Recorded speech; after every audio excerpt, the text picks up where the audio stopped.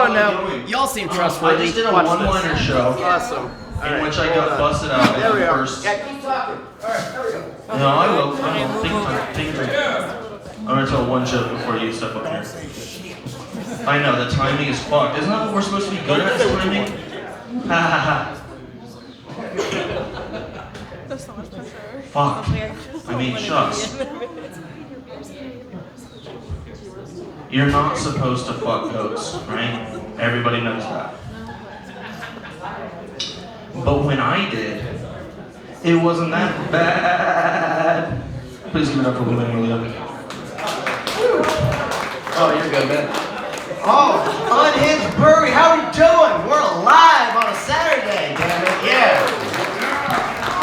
Oh, yeah. I didn't even have to stretch for that. God damn, I'm limber. Yo, I'm looking at this wall. You see how awesome this wall is? This is what it feels like to chew 5 gum, okay? If you didn't know what it feels like, this is what it looks like, and that's close enough. Oh, man. Man, it's Saturday, a long week of work or bullshit, whatever you do. Anyone have a weird Uber driver this week? Couple? No?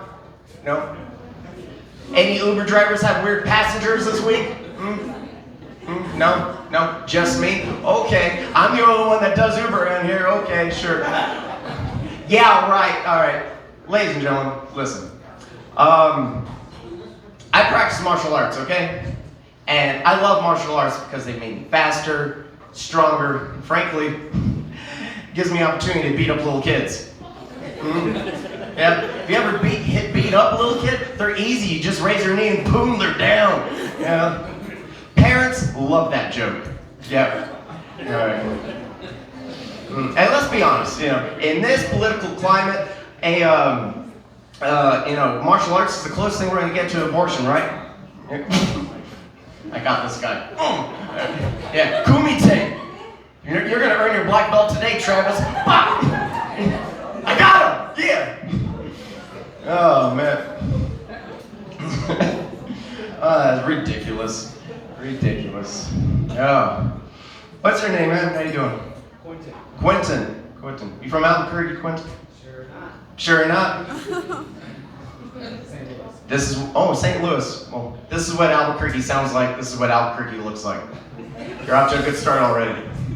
Right on. What brought you to Albuquerque, Quentin? I live in northeast side. Oh, so you live here? You live here? Yeah, I just moved here.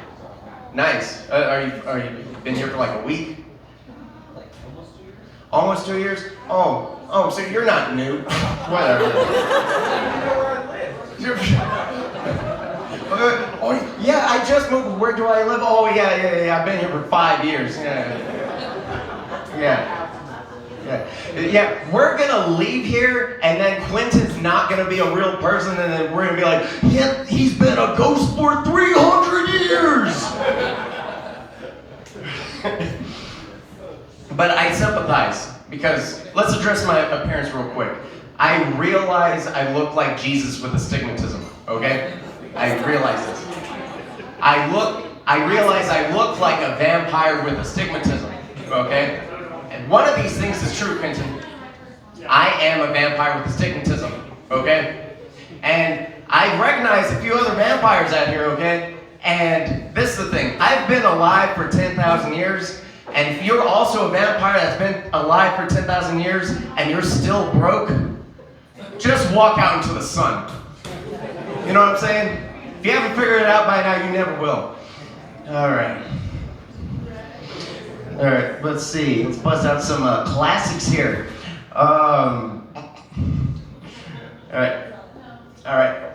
Understand, Quentin. I hear the cringe about what's about to come out of my mouth. Okay. So I don't read a lot of books, but I started listening to audiobooks. And the first audiobook I bought was how to speak Spanish, right? And the name of that audiobook was called Adios Book. Bam! Got him! God damn, Will, you're so fucking funny. Man. All right.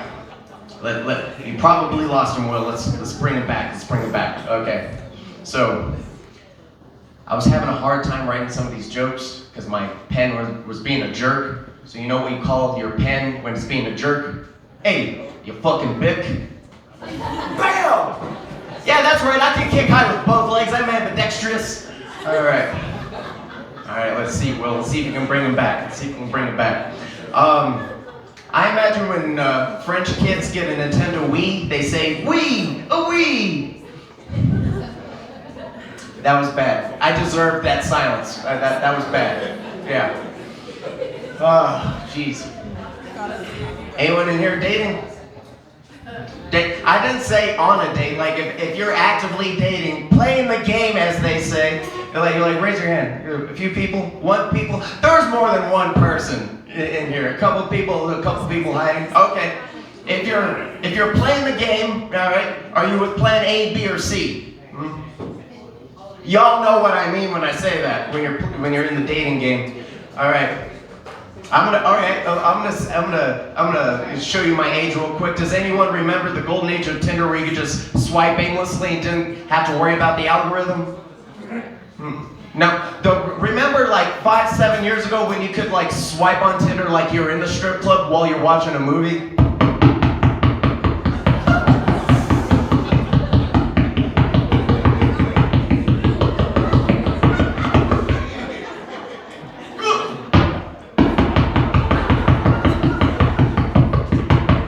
Snakes on a plane is an hour and a half, okay?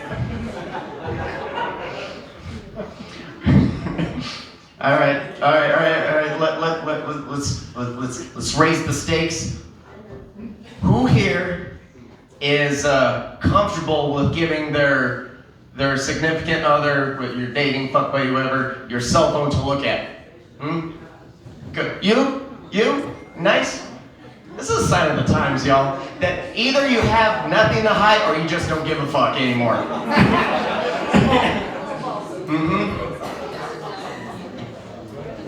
And if you just don't give a fuck, I fucking salute you.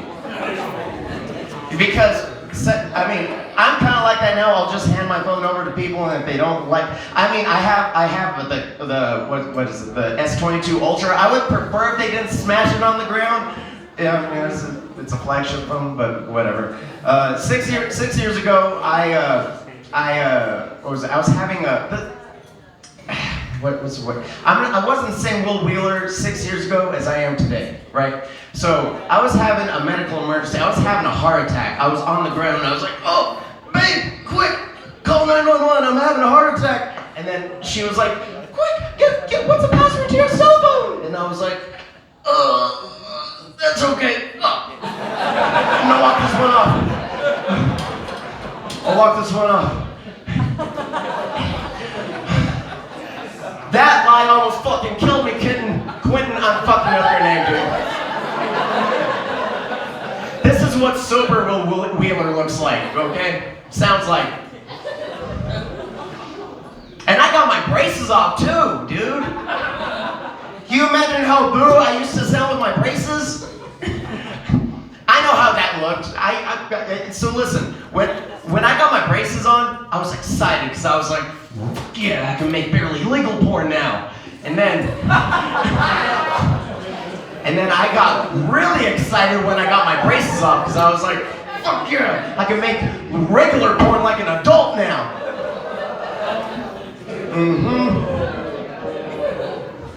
Oh, everyone wants to hang out with you when you have braces, but no one wants to take you to the bar. I'm like, yeah, sure, you're 21, whatever. Anyway, listen, I have these type of friends that ask me these type of questions. Will, would you suck a dick for $1 billion? And I tell them, bro, if you've only known what I've done for a Klondike bar.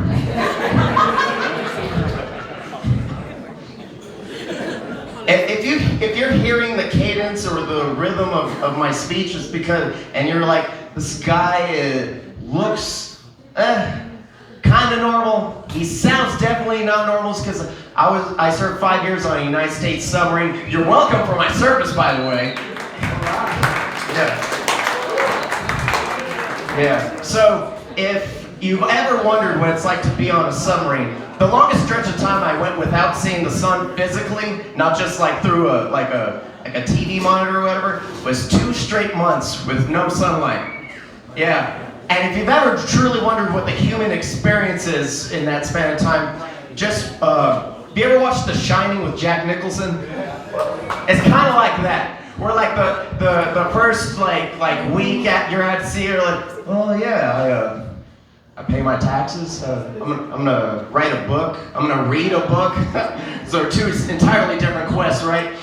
And then like by the time you get to like 3 weeks out, because you run out of things to talk about after 2 weeks when you're not getting news or anything. But once you hit 3 weeks, you get that 1,000-yard stare, and then you hear that low horror movie hum in the background.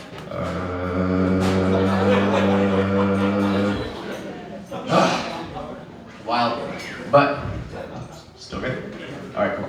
But and you know what? And U.S. submarines, it's only dudes on it. And I've heard all the gay jokes. I've heard them all. Oh, you know what they say? Well, 100 people go down, 50 couples come up. Oh, haven't heard that one before. But you know what I say? It's not gay if it's underway. We all got needs. We all got needs. And then it gets to that point where everything can be quantified in life. Everything can be defined. So it's like, where do you go? If you're rewriting Webster's dictionary of the line of what's gay and what's a need being met, you know what I'm saying? It's not gay unless you cuddle after. And then we're like, no, cuddling's cool. I like hugs. Yeah. And then you're like, it's not gay if unless you hold hands. We're like, no, my hands get cold. I don't have good circulation, you know. Like I have dead man hands. Like, what's your name, miss? All right, I'm not gonna hold your hand, but feel my palm and then feel the fingers. Those are dead man fingers. I have bad circulation. I have to hold hands. You know, I need it. It's a tax write-off in a sense. You know. And then it's like it's not gay unless you make eye contact. And I'm like, yep, I don't need to look at people in the eyes. Have you ever pretended you're autistic just so you don't have to have a conversation with someone? It's pretty easy. All right. All right, y'all.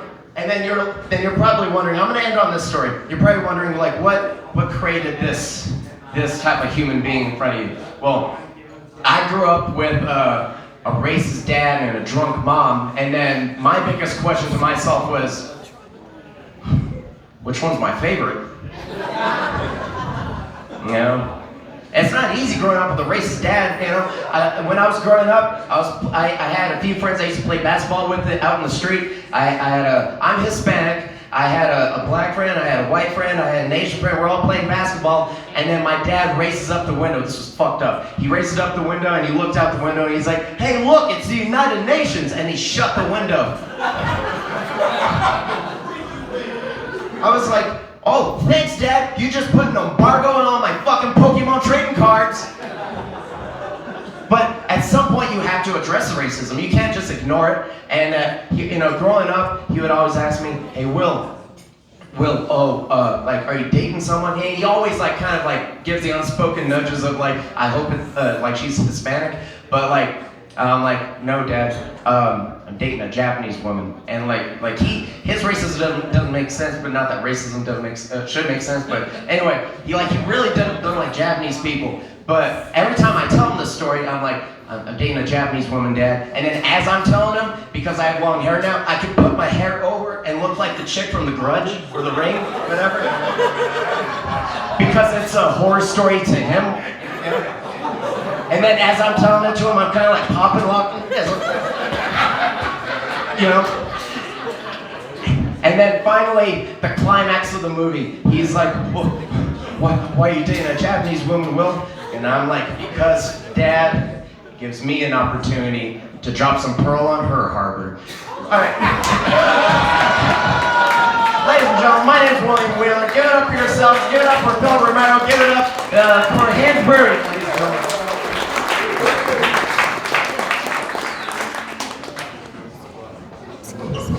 Keep it going for William Wheeler. Thank y'all so much. I don't think Stephen Hawking was smart.